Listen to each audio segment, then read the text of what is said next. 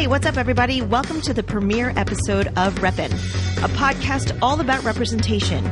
But you can represent a lot of things, like race, gender, ideas, values, and really anything that shapes who you are. I'm Evelyn, and I've been a television producer and director for over 20 years. So I've had the great opportunity to speak with some really interesting people with incredible life experiences.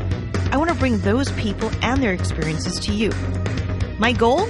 I want to promote understanding, inclusion, and empowerment, and to celebrate humanity together. My guests will share their thoughts and stories, and you'll gain insight towards what inspire them, challenge them, see what lessons they've learned, what they believe in and fight for, and you'll see what they represent. So my first guest is an extremely talented author. She's got 2 books on the New York Times bestsellers list, The Hate U Give, which was also made into a major motion picture, and on the come up. So I'm excited to kick off Reppin with the incredible Angie Thomas. Angie, how are you doing? I'm great. How are you? I'm good. It's so nice to see you. Nice to see you. So I know you're from Jackson, Mississippi, born and raised and still residing. What I didn't know was that you also have an unofficial degree in hip hop. I just say that. What is that about? Tell me a little bit about that. Well, that's mainly because I know so much about hip hop. I'm such a hip hop historian, and I know just so many songs too. I was thinking about it the other day. I was like, I wonder how many songs do I know? I think there are fewer songs that I don't know than there are songs that I do know as far as hip hop. I know a lot of weird facts about rappers and stuff too. So I just feel like I gave myself that unofficial degree. I like it. I was like, where can I sign up for that class? So I wish. I'm sure there's something out there at some college, though. Yeah, but I'm sure I'd fail it, unfortunately. Now, being in Jackson, Mississippi, what was it like growing up there? Tell me a little bit about what it was like in your neighborhood, what it was like for you as a kid. Growing up in Mississippi, I didn't know things were as hard as they were in my neighborhood, specifically when I was a kid, because my mom and my grandmother shielded me from so much. Sheltered me from so much. And then too, my neighbors, they were like my family. And even the people who society would have told me I should have been afraid of, I wasn't. Like, for instance, like the drug dealers in the neighborhood. You know, for us kids, they would get us ice cream and chips and stuff when the ice cream man came through, or they protect us when perverts came in the neighborhood, stuff like that. I grew up with an interesting view of the people who I should have been afraid of, and then the people that I shouldn't have been afraid of, like the cops. I was afraid of the cops, but I wasn't afraid of the drug dealers. So that's how I grew up. You know, that's how it was in my neighborhood in Jackson. It's the kind of place where you learn a lot and you can grow, but you also get a stark view of this country as a whole. It's so interesting, the things that you're talking about, because when you have such a, I guess in some ways, a role reversal of being afraid of police, and the drug dealers in your neighborhood are the ones that are looking out for you. How did that shape you as a kid, like growing up?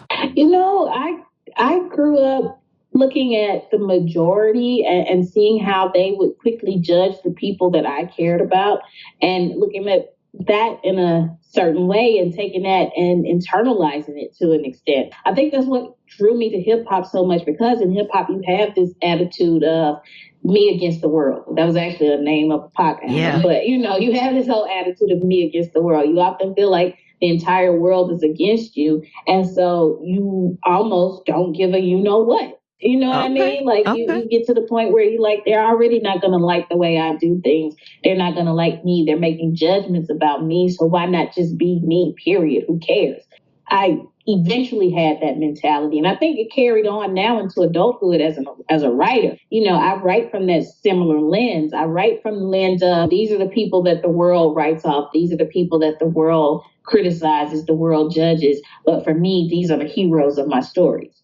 And my characters have to come from a similar place of, the world is going to judge me. The world is going to make assumptions about me, but I still have to stand in my truth. So I had to learn that early on. And I think that reflects in my writing now. I would imagine that's both a really difficult lesson, but also really empowering, that freedom of being like, I don't care. You know, I'm just going to do what I do and be who I am.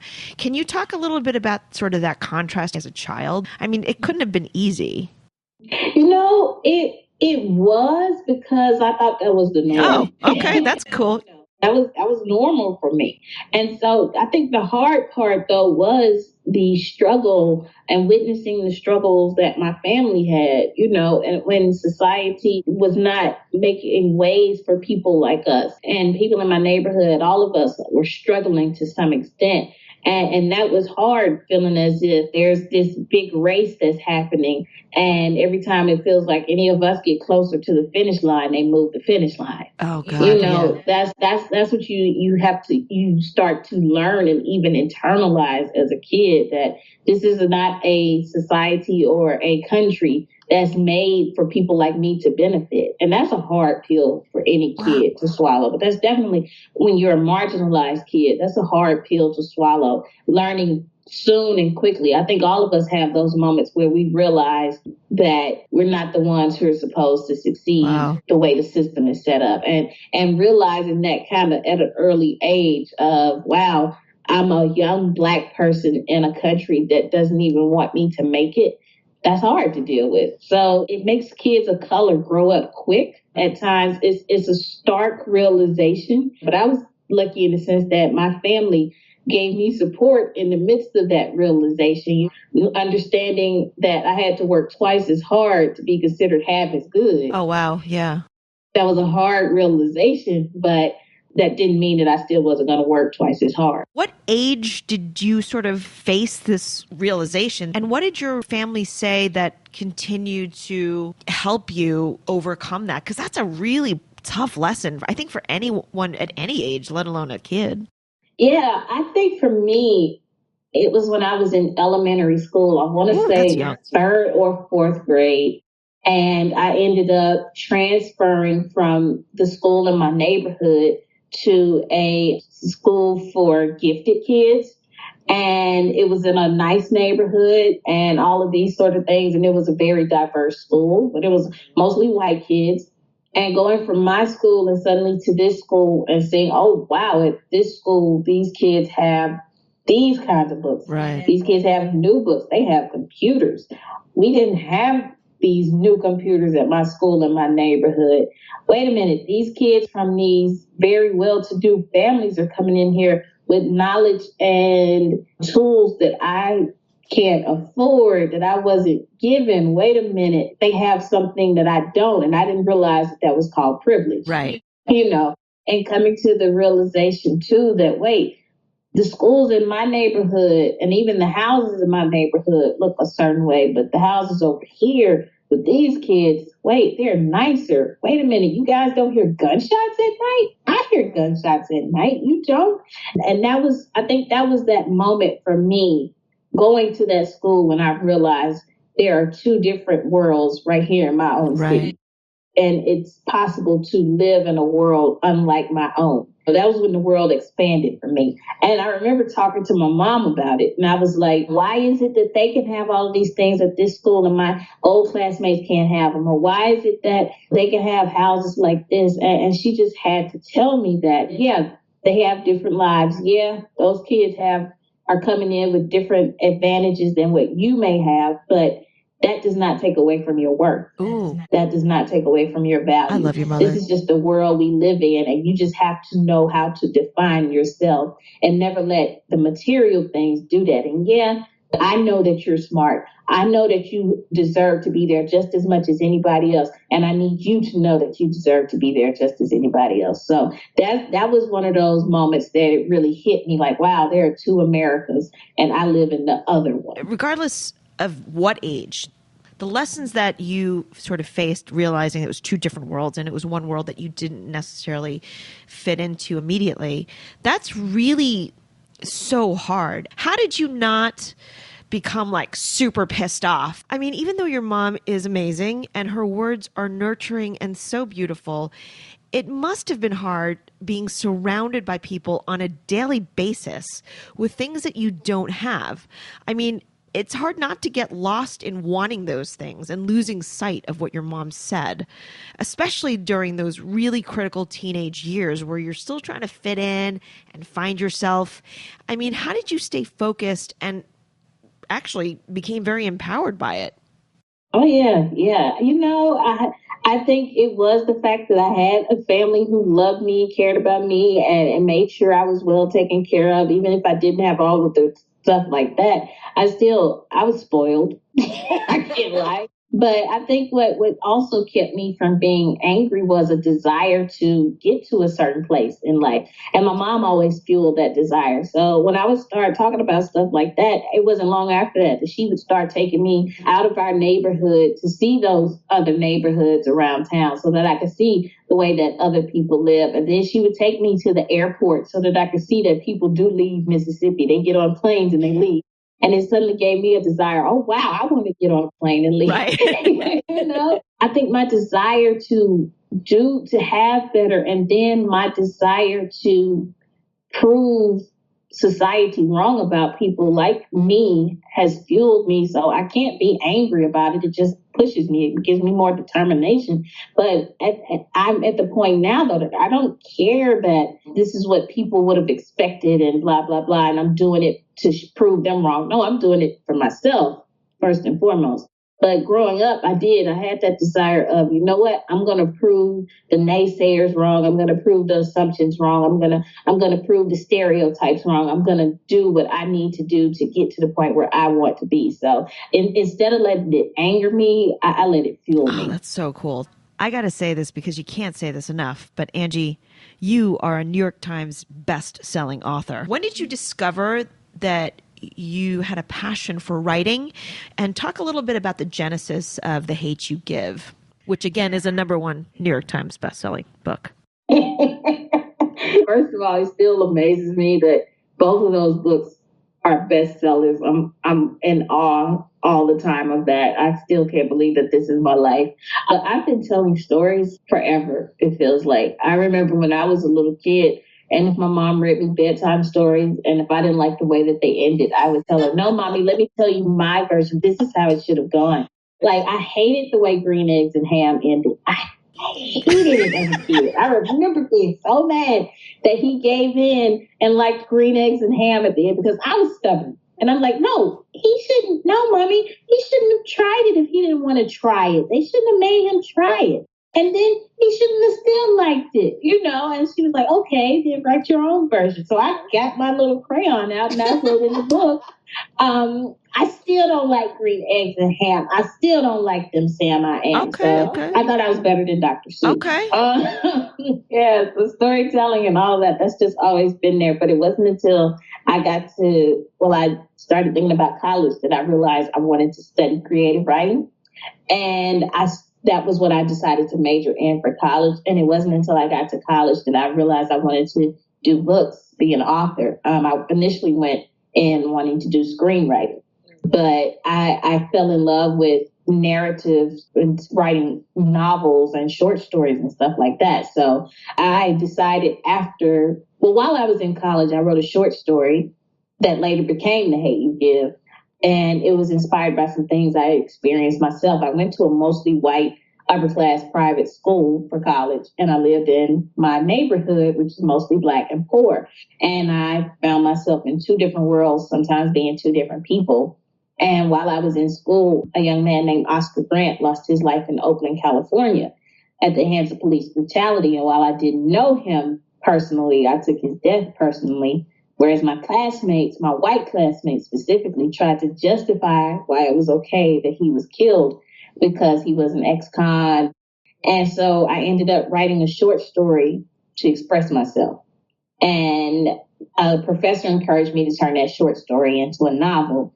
And I didn't at first because it was so hard to write. But after a couple of years and seeing so many more Black people lose their lives in similar situations, I felt all of those emotions once again, and I decided to write. So I ended up taking that short story from college and turning it into a novel, and that's how The Hate You Give was born. So what's been the feedback when you were hitting the road promoting the book and the book was out? What were you hearing from the actual readers?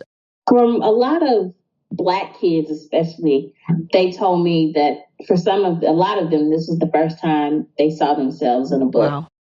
The first time they really, really saw themselves in a book, or they thanked me for giving them this mirror to see themselves. And for a lot of them, they were like, oh, Star's experience is my experience. So much of it I connect with. I see myself in her so much. And for me, those are like the best reactions. That and the Black kids who are like, yo, I hate reading, but I read this in a day. This is dope. Those are the best ones for me. And then I have white kids who are like, thank you for this because it opened my eyes and made me realize my privilege and made me realize what microaggressions are and made me have tough conversations with my parents about police brutality and racism. Right. And then I've had the adults, especially I've had like a lot of white adults who are like, wow, this book opened my eyes. Wow, this book showed me what I was ignorant to. Thank you for that. I've had readers from ages 8 to 90, which is crazy to me. I had an 8-year-old little Black boy who wrote me and said he read the book. And I was like, oh, God, Just a few things that you just mentioned here is like, not only are you opening the eyes of privilege to people who may not be aware that they have had it, but also just getting people to read and getting them to understand both sides. How did that hit you? I mean, first of all, it's your first book.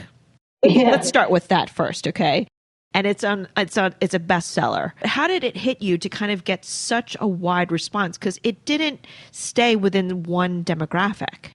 Yeah, I think if nothing else, it showed me the power of storytelling and the power of telling stories from our heart and being our authentic selves, even with our art. Going into this, there were conversations from some people who I don't know how big of an audience this may have. This may only just be something that appeals to the kids who see themselves in Star. And for me, I was like, okay, that's fine. So, but to get out there and to see that it's gone into so many different homes, so many different demographics, people with different religious beliefs, political beliefs, all of these things, it's shown me the power of storytelling. And I hope too, though, that it's shown publishing in Hollywood that even when they're coming from a specific place and they're about a specific experience, they can still appeal to a lot of people. It's okay if the majority doesn't see themselves in the story. They can still enjoy it. I mean, the rest of us have been forced to enjoy entertainment that we do see ourselves in. I think white people will be okay if they don't see themselves in it.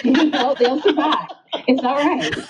So we can have more diversity in art. It'll be okay. I promise.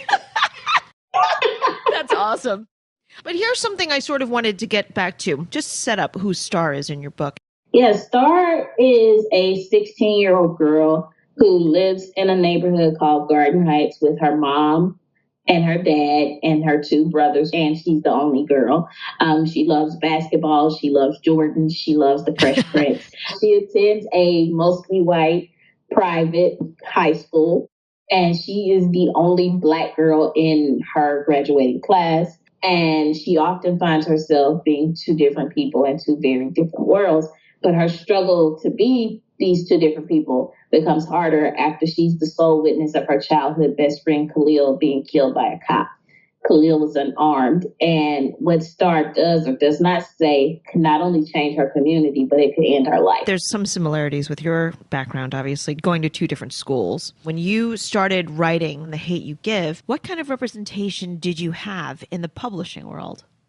I remember for me, when I was a kid and I was reading, I could find some books about Black girls, but there weren't a whole lot of books about Black girls.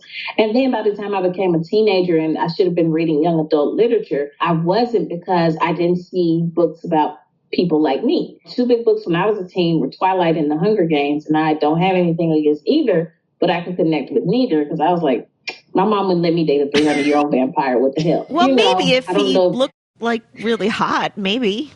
No, Evan would have shown up at my door and she would have been like, you were born when? No, bye. That would have been, that's not even a short story, much less a novel.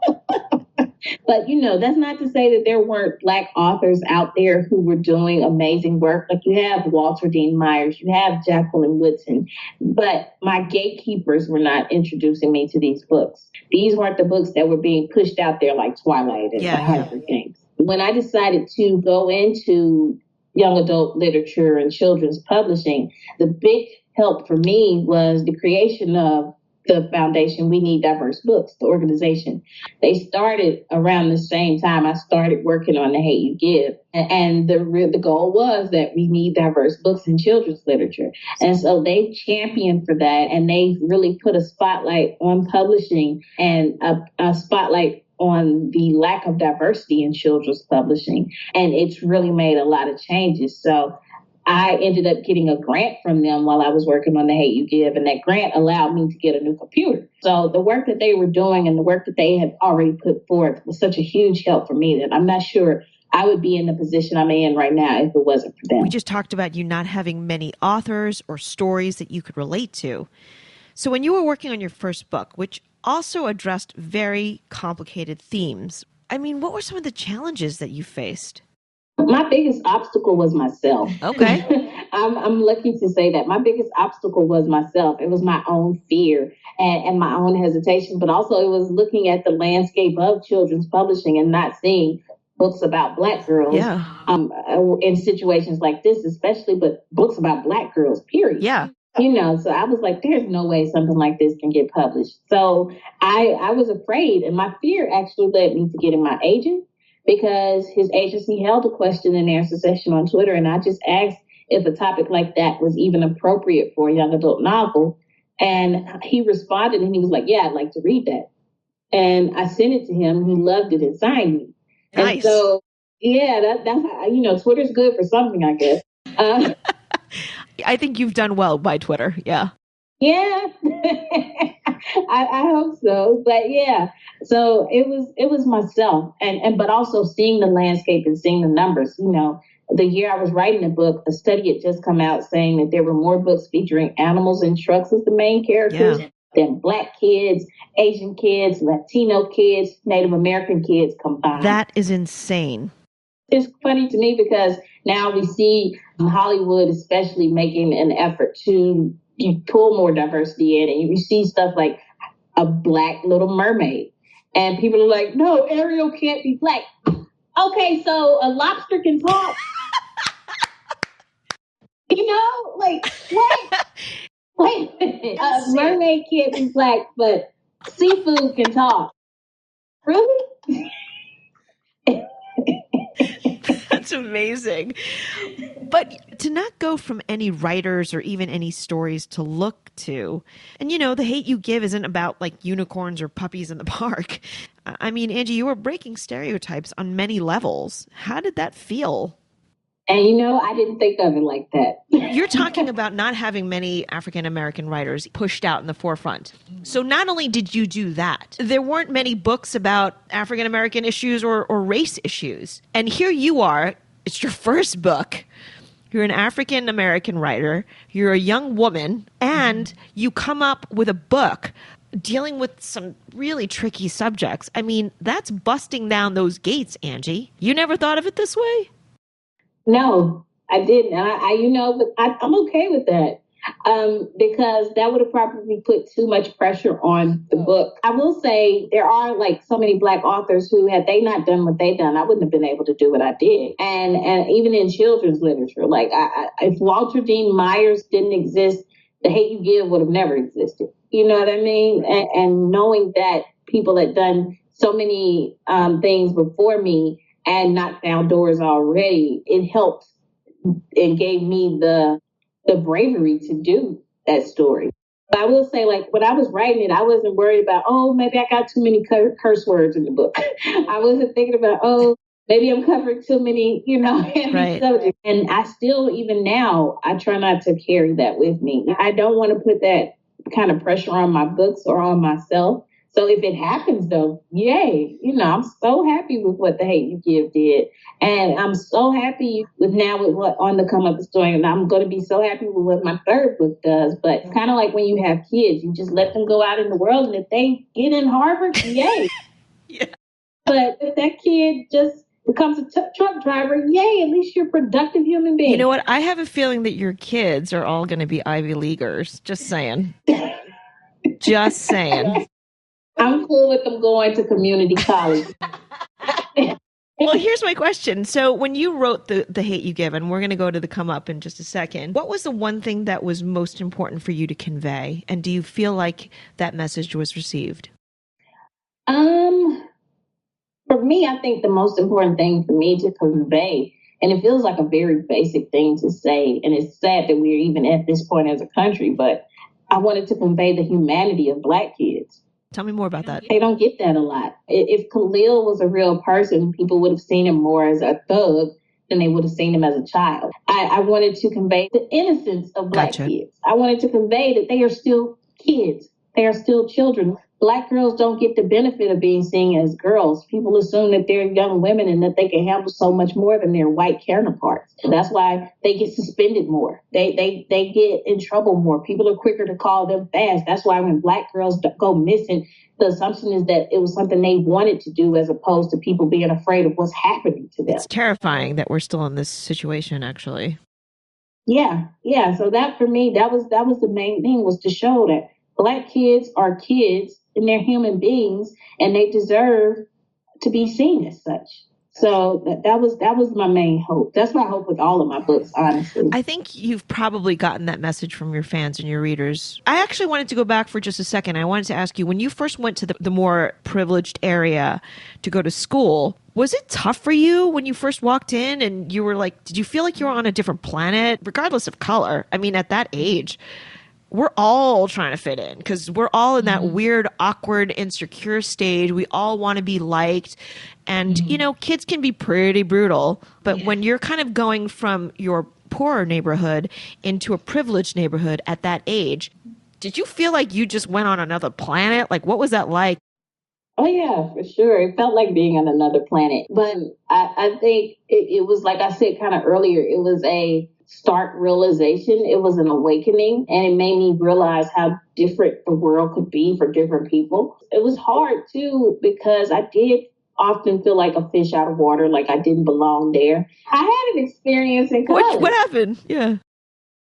We were at one of my professors. He held a Christmas party at his house, and he had a big tree with a huge pile of gag gifts underneath, and you could randomly pick something and you wouldn't know what it was. It was like whoopee cushions and silly string, stuff like that, and stuff he wanted to get rid of. And so I'm the only Black girl there, Black person there.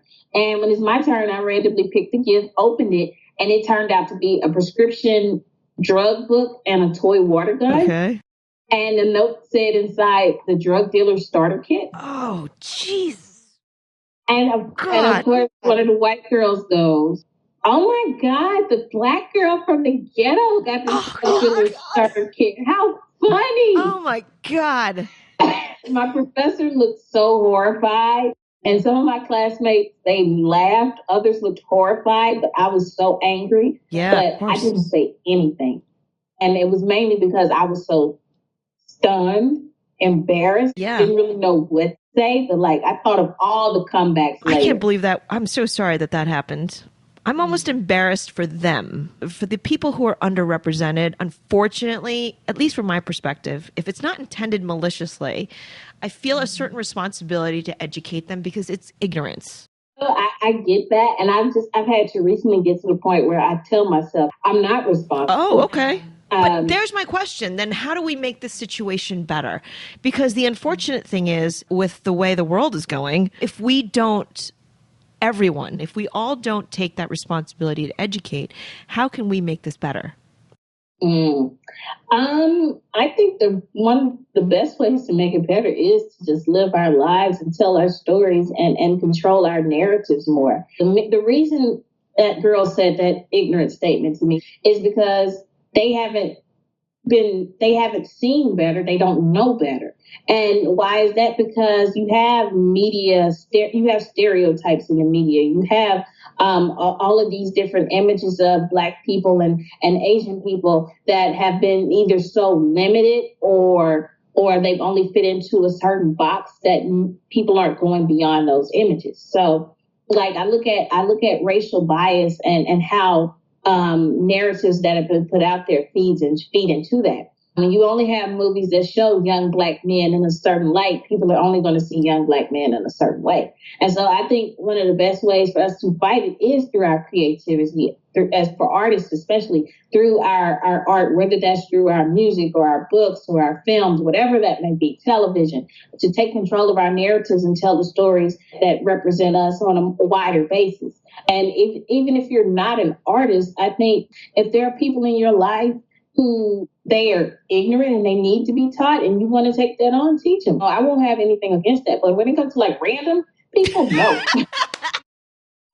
Like random strangers, no, that's on them. They need to learn and they need to take the time to learn. So if nothing else, you just tell them that's the most ignorant thing I've ever heard in my life and make them think about that. I don't have to pull you aside and tell you why it's stupid for you to think that all Black people deserve to have a drug dealer starter kit. There are people in the hood who are hardworking and law-abiding citizens. I don't have to pull you aside and tell you that. I can just tell you, you stupid and leave it at that.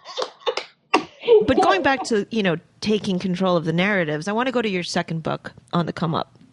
Tell me a little bit about the book, what it's about, what inspired you to write it, and what is it that you want to kind of get out as a follow-up to The Hate U Give? Yeah, On the Come Up also takes place in the same neighborhood as The Hate U Give, but it's not a sequel or a spinoff. It's about a 16-year-old girl named Brianna who wants to be a rapper, like so many kids in neighborhoods like that. And her life is turned upside down when, one, her mom unexpectedly loses her job, and two, a song she makes goes viral for all the wrong reasons. And she finds herself in the center of a controversy too big for her to control. But as her family situation gets worse, she's desperate to make it, even if it means becoming the very thing everyone's made her out to be. There are bits and pieces that I took from my own life and put in On the Come Up. Like when I was a teenager, I wanted to be a rapper. Yes. Yeah. It was something I failed at, but pursued regardless. You could pick it up anytime. Yeah. No. But no. The main reason I wanted to be a rapper was because it looked like that was the only way that people like me could make it. That's all I saw on television. Rappers, they had the money. They were successful. I didn't see a whole lot of doctors and lawyers from my neighborhood, at least, who were out there that looked like me. So hip hop seemed like a way out. And for Bree, it does feel like that as well. So I put that in there. And then too, when I was a teenager, when my mom lost her job, it really changed our entire lives and put us in crisis mode. And there are so many kids out there who it feels like every day is a crisis. Right. You know, so I wanted to speak to them as someone who's gone through that. Yeah, you found your voice. Now it's time to make some noise. I love it. You're in media. You've been traveling the country. You've been hearing from readers. You've certainly done the media circuit. Do you see representation moving in the right direction? I think we are, but I think there's still so much more to do. There's always that fear of they're going to be like, oh, we've reached the quota. Also, even in publishing, I say this a lot about children's publishing especially, but I never want them to think that every book about a Black kid or a kid of color has to be The Hate U Give. They don't have to deal with issues. Let Black girls get with the vampires and let her daddy talk to her about that. Can we have that? Can Black kids fall in love? Can they have their happy, sappy stories just like anybody else? All of these tropes that people want to say they're tired of, minorities haven't even had the chance to use them. Right. So I hope that's been my fear, is that we're reaching a point where they're either like we've met the quota or they only expect a certain kind of narrative from us. So I hope that is not the case and that we can continue to push back against that. So yeah, I want Black Twilight. All right. Like I said, I don't know how that'll go over with a Black girl's daddy, but I would love to see them try. Well, I think you're in a really good position to write that. I'm just saying. You know what? At the end of the day, it doesn't make a difference if you're white, Black, Asian. If you're a human being, you are 100 million different things. You have 100 million different experiences. You have 100 million different stories. What are you writing on your third book now? Like, what are you working on? There's a lot I'm not able to say about it. So you're not writing for like a singing lobster? No singing lobster. Okay. Okay. But my third book is also set in Garden Heights. It's not a sequel to either book, but the main character is someone my readers will know. Okay. When can we expect that to come out? Most likely February 2021. All right. We'll be waiting. I'm taking next year off from books. I have some other projects that I'm working on that I'm not able to talk about either. But, well, we are working on the On the Come Up movie, so that should be out hopefully next year. We're still in the early stages, but we're working on that. I'm so excited for you. That's going to be amazing. Thank you. If you had to pick one lesson that helped you through some of the hardest challenges with stereotype, either professionally or personally speaking, what was that one lesson that you hold dear? It's one from my mom, and it's pretty straightforward and to the point like she is. What other people think of you is not your business. I like it. That goes with stereotypes. That goes with criticism, all of it. What other people think of you is not your business. What that means is you take that power from them and you put it in yourself and you define yourself. What you think of you is the most important thing. That's awesome. I do love your mom. Where can people keep track of you? What are your social media handles? I'm on Twitter way too much at Angie C. Thomas. All right. I'm on Instagram at Angie Thomas. I have a Facebook page that I don't update nearly enough, Angie Thomas author. So quite a few ways. Last question, and this is sort of a signature line. I represent. What do you represent? It could be literal, whatever you want to say. Fill in the blank, Angie. I'm Angie Thomas, the author of The Hate You Give and On the Come Up. I represent the roses growing in the concrete. Great thanks to my guest, Angie Thomas, for kicking things off. Thank you to my technical director and musical composer, Nelson Pinero, for his time, care, and talent. To Gracie Kong for her constant love and support. Reppin is a Suburban Outlaw Productions. Until next time, be sure to stand up and represent.